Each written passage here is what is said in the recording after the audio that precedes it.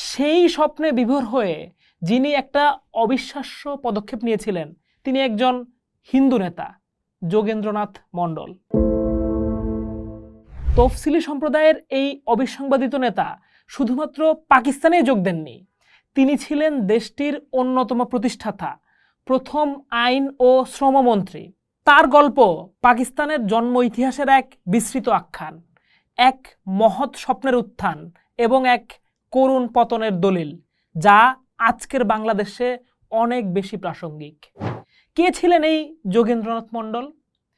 29 জানুয়ারি 1904 অবিভক্ত বাংলার বাখরগঞ্জ অর্থাৎ বর্তমান বরিশালে এক নমশূদ্র পরিবারে তার জন্ম হয়।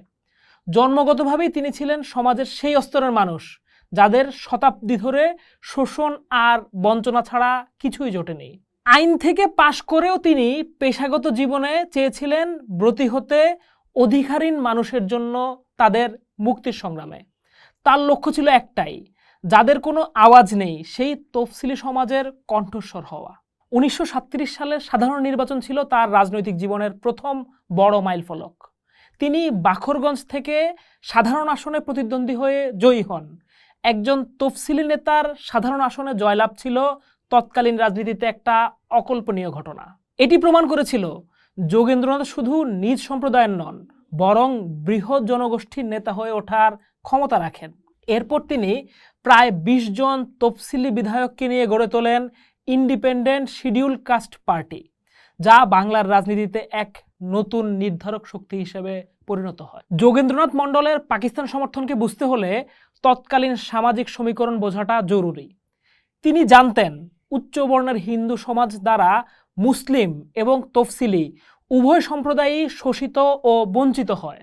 তিনি দেখেছিলেন কংগ্রেসের রাজনীতি মূলত উচ্চ বর্ণের হিন্দুদের স্বার্থ রক্ষা করছে, তাই মুসলিম লীগের সঙ্গে জোটবদ্ধ হন তিনি।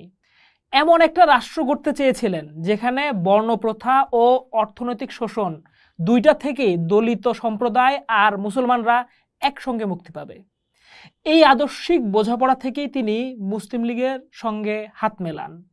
ডক্টর আম্বেদকরকে গণপরিষদে জিতিয়ে আনার পেছনেও তার ভূমিকা ছিল অপরিসীম। মোহাম্মদ আলী জিন্নাহর আহ্বানে সাড়া দিয়ে তিনি পাকিস্তানের স্বপ্নকে নিজের স্বপ্ন করে নিয়েছিলেন। তার কাছে পাকিস্তান ছিল শুধু মুসলমানদের রাষ্ট্র নয়, বরং উপমহাদেশের সমস্ত নিপীড়িত মানুষের মুক্তির ঠিকানা।